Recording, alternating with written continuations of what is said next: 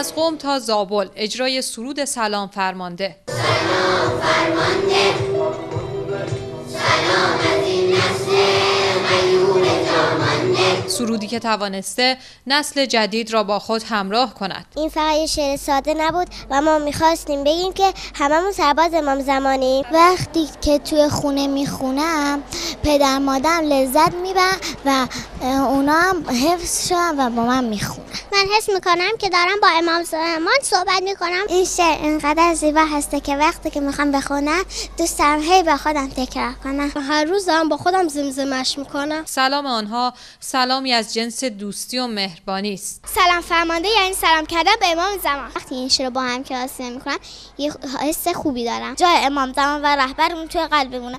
ما خیلی خوشحالیم که میتونیم با زبان خودمون بهشون بگیم چقدر دوستشون داریم. کودکانه هایشان گره خورده به این سرود.